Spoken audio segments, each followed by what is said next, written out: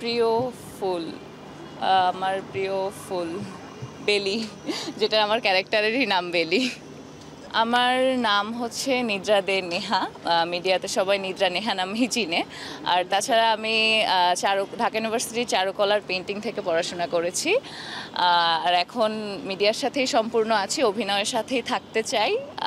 এটাই তো। 2020-এ miss universe 2020 থেকে মেইনলি প্রথম আমার এই শোবিজে আসা। আমি ওখানে টপ 10-এ ছিলাম এবং মিস ফটোজেনিক হয়েছিলাম। ছোটবেলা থেকে আমার কখনো অভিনয়ের সাথে আমার সংযুক্তি ছিল না। আমি কখনো থিয়েটার বা মঞ্চ আমার করা হয়নি, কিন্তু নাচটা করতাম ছোটবেলা থেকে। সো ভাবলাম যেহেতু আমার বডি মোটামুটি ফ্লেক্সিবল আছে, সো এক্সপ্রেশনস মোটামুটি দিতে পারবো ভেবে আমার ভিজুয়ালে প্রথম এন্ট্রিটা নেয়া। আমার ভিজুয়ালের প্রথম কাজ ছিল হচ্ছে মোস্তফা সরোয়ার ফারুকীর আমার বাংলাদেশ, একটা ছোট 3 মিনিটের ডকুমেন্টারি দিয়ে আমার কাজ শুরু।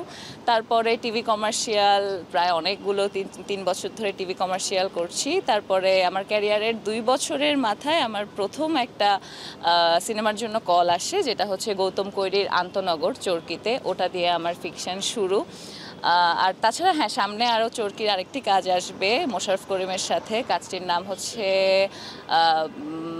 আচ্ছা, আমি নামটা এখন বলবো না, কারণ যেহেতু এখনও এটা কিছু জানা যাচ্ছে না। বাট খুব শীঘ্রই মোশাররফ করিমের সাথেও আপনারা আমার একটি কাজ দেখতে পারবেন।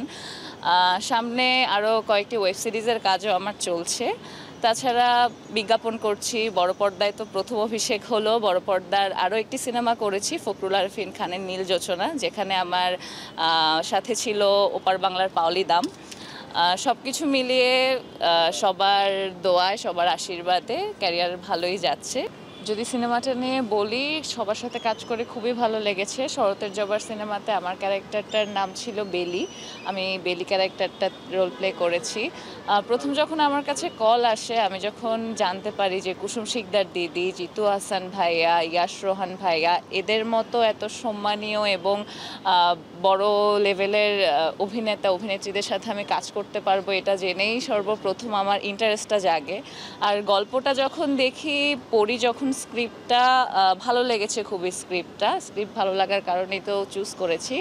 স্ক্রিপ্টটা যখন পাই, তখন আমার যে ক্যারেক্টারটা ছিল বেলি, সো আমি আগে দেখি যে বেলি ক্যারেক্টারটা আমাদের গল্পের জন্য কতটা প্রয়োজনীয়। সো বেলি ক্যারেক্টারটা আসলেই গল্পের জন্য অনেক প্রয়োজনীয়, কারণ গল্পের যতগুলো ক্লু আছে সবগুলোকে বেলি আসলে একসাথে করে। বেলির দ্বারাই গল্পটা যুক্ত হয়। তো আশা করি সবাই সিনেমাটা দেখবেন এবং সবার খুব ভালো লাগবে। আর এদের সাথে কাজ কুসুম শিকদার আপুর লাল টিপ আর হচ্ছে শঙ্খনীল সিনেমাটা দেখার পর থেকে আমি ওনার এমনিই অনেক বড় ফ্যান ছিলাম ছোটোবেলা থেকে। সো ওনার সাথে কাজ করতে পারবো, ওনার ডিরেকশনে কাজ করতে পারবো, ওনার গল্প, সো সব কিছু মিলিয়ে ওনার সাথে কাজ করতে পারাটা আমার জন্য অনেক অনেক অনেক ভাগ্যের একটা ব্যাপার। তাছাড়া জিতু হাসান ভাইয়ের মতো আমার চেয়ে এত সিনিয়র, এত সম্মানীয় একজনকে আমি আমার কো-আর্টিস্ট হিসেবে পেয়েছি। আমি তার ওয়াইফের রোলই প্লে করেছি। সো এইটা আমার জন্য অনেক বড় অ্যাচিভমেন্ট।